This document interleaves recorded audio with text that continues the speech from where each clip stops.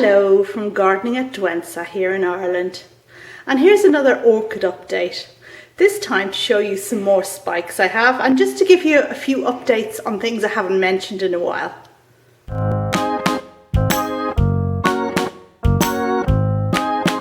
And we're back in the plant room again on this dull December day. And I just wanted to show you a few orchids that have recently come into spike after the last update I made.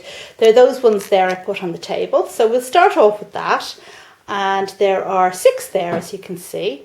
And the first one, which I'm really excited about, is this Restrepia. This here is Restrepia contorta. And I do have a handsome bud on it at the moment. Now, it's not my first bud. I had another one previously, but it blasted. And the reason for that was that I recently installed a fan here in the plant room. Oops. And the fan cools down temperatures, but also dries out plants. And this one was getting too quickly dried out. Gosh, it's hard to keep it in focus. And I lost the bud as a consequence. So I've since then moved this plant to a place where there's no fan, and the result is this bud, which I'm nursing like a mother hen at the moment. I don't know how long it might take to open, but I can't wait to see what it's like. So Restrepia contorta, 1 bud, good news. It's my first time with this genus, so you know, it's all a bit new. And the next thing I want to show you is a dendrobium that I got from the Polish orchid nursery earlier on in the year. And this is Dendrobium alexandrae. It's one of the Latouria type dendrobiums. And well, we all know the Latouria type dendrobiums for their scary, ominous looking flowers. They come from Papua New Guinea, and well, I think that says a lot about them really. But one of the ones that comes to the top of people's list is this one here, alexandrae, and it took me a long time to find a flowering size alexandrae, and I found it at the Polish nursery. But when it arrived, I was a bit surprised that this was supposedly a flowering size one, because it's quite small. Yet, if I look in here now, I think I have a sheath. Right here in the leaf axil, that looks like a sheath to me. And with a bit of luck, that'll produce a spike in time, and I'll get a chance to have a look at these amazing flowers. And right behind this Dendrobium alexandrae is a very much larger plant, also a Latouria dendrobium, and also one I got from the Polish nursery earlier this year. Now this one actually arrived in flower, in bud, in flower, and I enjoyed the flowers for a very long time. It's a decent sized plant, but since then I've noticed some strange developments. Like, can you see that growth there? Now when this plant flowered before, it flowered from the top, from little sheaths that came there. But I mean, I suppose this could be a keiki forming, but I think it's a good sign. And there is a leaf axil as well with a sheath somewhere else. So I think this one might flower before very long as well. Now, one of the parents of this particular cross is the Dendrobium alexandrae that we just saw a moment ago. And this particular cultivar is called Wonder Nishii. So I'll be very pleased if it comes back into flower for me again. While over here on the table is an Osmoglossum. And let's have a look here. Do you see the pseudobulb there? And the leaves it produces on either side? Well, this leaf here has something inside it. The leaf here is actually sealed all the way up here, but when we get up to about this point, you can see that it starts to burst open. And here we have the spike emerging. Now, I got this Osmoglossum last year in a plant swap, and this is its first flowering, so I can't wait for the fragrant white flowers that will ensue. Behind the Osmoglossum, we have the Cattleya alliance, and this one is Guarianthe bowringiana. And as you can see, we have a sheath here and a darkness in there, so this is going to flower for me. Now, this plant, as you may recall, I was a bit worried about because it has all these very horrible dark markings on it. You see that? definitely a cause for worry. So this one has been kept in isolation far from any other plants. I put it here on the table, but it's not actually touching the other ones. So it's going back to its quarantine afterwards. But this new pseudobulb is spotless, not a mark on it. So whatever the plant is, I'm hoping that my treatments have resulted in helping it to fight off the, I suppose, fungal infection it had. Yeah, I can hope. In any case, I'm going to enjoy flowers from this beauty, and that's a good thing, because it's a terrible shame when something dies on you before you ever get to see the flowers. And the final plant in spike that I want to show to you today is this large Cattleya sitting behind the other plants. And this is my monster. This is Coastal Sunrise, Laeliocattleya. That is very reliable for me. I've had it for 6 years and it produces gorgeous orange flowers. Now this one flowered earlier in the year already. It then got divided. And you know, just to give you an idea of what a tough plant this is, the division I made from it got posted off to Anna Maria from the Miracle Orchids channel in Romania. And I think it took 2 or 3 months for that division to arrive, so it was extremely dehydrated, and yet the division is now in bud for Anna Maria. So it really is a very tough, resilient, robust plant. And mine is again flowering. I've got that spike there, and there's another one coming in here. There you go. And now for the next part of this video, I want to give you an update on a few plants. Now what's happened is a number of these I got this year, and when you get a new plant you need to keep an eye on it and keep it away from your other ones. So these ones have been somewhere where, well, they've not been in the plant room where I've done a couple of updates, and they don't fall into the category of Cattleya where I've also given a few updates. So they've kind of fallen between two stools. I hope I've caught them all, and if so, then I'll have covered them by the time I get to the end of this update. I also want to give you an update on my Lycaste collection. Well, it's not really collection because I only have 3 Lycastes, but anyway, that's the way it goes. So which plant am I going to start with here on the table? And I suppose that little stunty looking one here at the front is a good place to start.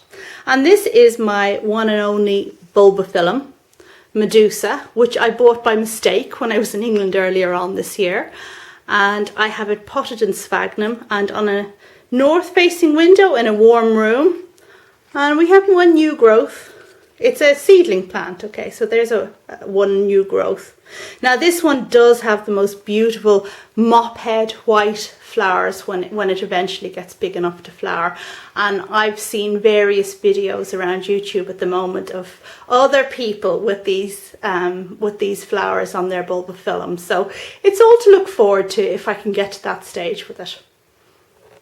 And beside the Bulbophyllum we have my Cattlianthes amazonica, and again I'm going to list all my plant names in the details of this video, so if you didn't catch what I was saying you can pick it up there.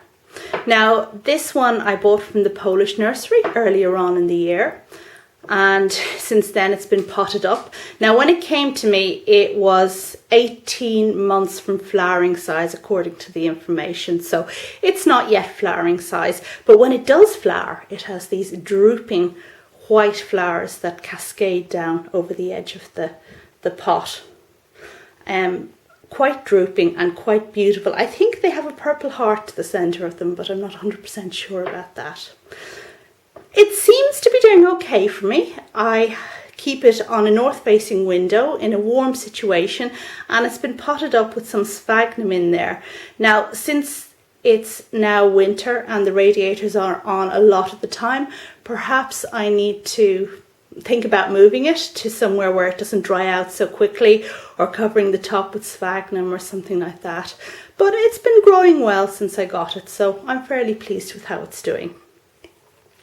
And moving over here we have Epicattleya Rene Marquez flamethrower, which also came from the Polish nursery and was supposedly flowering size, I think.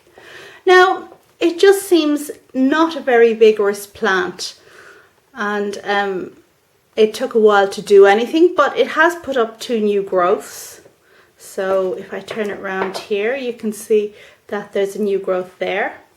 And more recently, I think there at the back there, that's another new growth coming up. So it's doing okay, but just perhaps not as vigorous a plant as many others.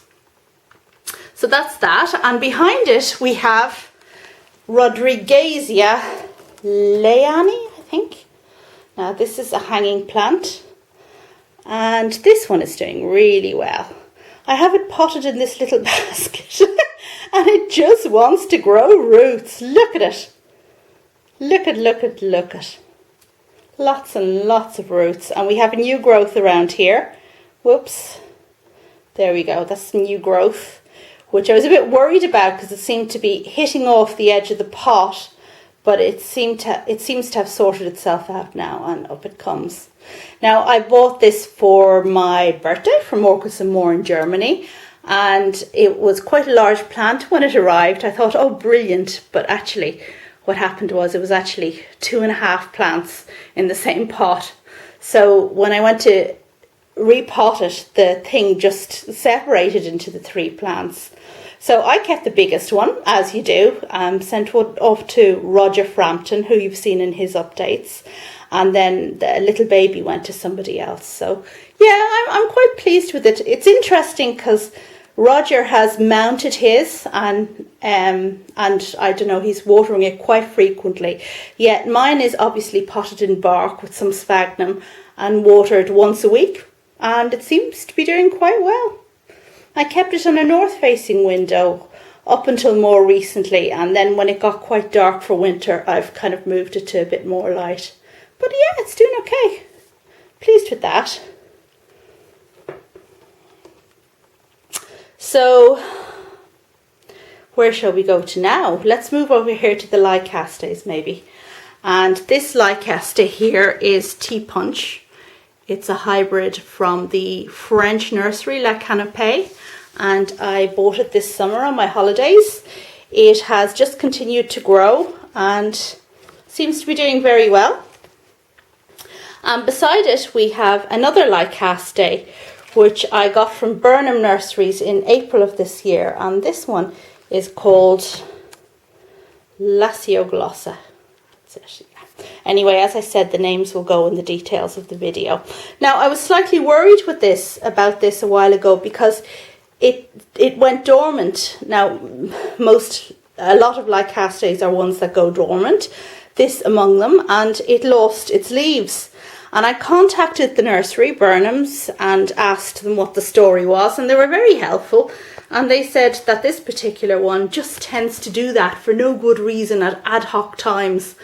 And Sarah Burnham said that half of their Lycaste lasioglossa were actually dormant at that point in time as well.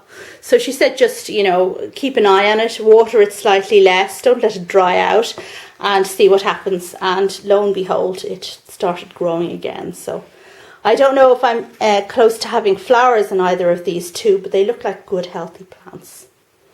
And my third and final Lycaste is this yellow one, which is definitely a herbaceous dormant one. And this is aromatica. And it's actually 2 pseudobulbs in the pot there. And this one is just going dormant. You can see the smaller pseudobulb. That leaf is drying off. So I need to ease up with the watering for this one. And hopefully it'll go dormant. And then next year it'll come back bigger and bouncier. Over here we have a dendrobium I bought in Madeira in January this year called pierardii, and it's one of these dendrobiums. It is not really a cold dendrobium, but it does go dormant sometimes, and as you can see my canes have gone dormant, but I'm getting 2 new canes here, so that's good news. And at one stage I got super excited because these old canes started getting these little nubbins on them. But yeah, it was the usual rookie mistake. Cakeys instead of flowers. But never mind. This one has had a lot to get used to. You know, it came from Madeira to Ireland and had to get used to me and my environment. So yeah, maybe next year. Speaking of dendrobiums that put out keikis rather than flowers, that brings me on to this Dendrobium phalaenopsis behind it, which Archie sent me. And in one of my previous updates I mentioned that I thought it was going to flower, but yeah, there we go, keikis. So I'm not there yet, but the plant seems healthy and it's growing well, so we'll give it a bit more time. There are just 2 more plants I want to tell you about in this update, and we're looking at the first of them here, which is an Epicattleya called Haiku Twinkle. And this is what we call in the trade a sneaky plant, a sneaky snake. So I was not meant to be ordering any more orchids, and my friend Tina told me that she was ordering from Elsner in Germany, so would I like to come in on the order? So, well, that's a sneaky way to do it, because the plants don't arrive at your house and you can kind of smuggle them in afterwards. Anyway, when I had a look on the Elsner website, I saw this one. And this one is of particular interest to me because I'd been looking to buy one of its parents for a long time. And that's the Epidendrum elensa, which is a fantastic plant with kind of, oh, I don't know, it's got like a fluffy beard on it, really beautiful, but I could never find one that was flowering size. But I did find this, and I got Tina to order it for me, and well, I got a sneaky plant, didn't I? So this one is doing really well. It's been potted on since I got it, and it has 2 new growths coming up. There's one. And there's another one at the back there. I've had it for 3 months. And there's something about the leaves. They looked just that little bit dehydrated when I got them. And they haven't really looked any better. But, you know, some orchids just look like that. So I'm thinking this is an orchid that just has naturally curling leaves. I think it's very healthy. And yeah, we'll do well with it. And then the last plant I want to tell you about is the one behind.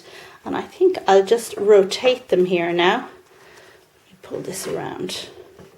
Now this one oh my God, did you see that? I just knocked off a root. Oh my God. Well, it was a deep...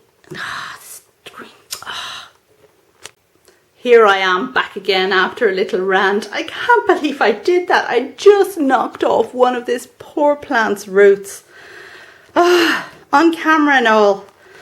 Anyway, so what's this plant? This is Epidendrum stamfordianum galaxy. And it's a yellow epidendrum. So beautiful, beautiful, beautiful. Now the Greg's name is Galaxy, but I don't think this is in the orchid register yet.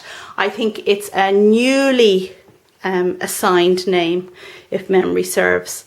And I'm certainly very pleased to have it. I got this one from Schwerter, and when it arrived last year, it had lost a lot of its roots in the centre. They'd kind of rotted off. So that was a bit of a worry. But since then, it's done well. It's produced lots of roots, well, when I don't break them off, and some strong growths, and the new growths are bigger and bushier than the other ones. Now, where does this plant flower from? And I can't remember now whether it's the centre here or from down at the base, but in any case, it's a strong, healthy looking plant, and I can't wait to have yellow epidendrum flowers. That'd be really cool. Okay, so that's the end of my update. And if you can think of any plant that I haven't mentioned or you'd like me to update about, then do let me know. There's lots more coming because I have 4 Cattleyas that are just about to pop into flower, so I'll be definitely making a video about them soon. And 2 of them are first flowering, so I can't wait to see what they look like. So check back for those a bit later on, and on the next update I promise not to break any orchid roots. That's all for now. Bye!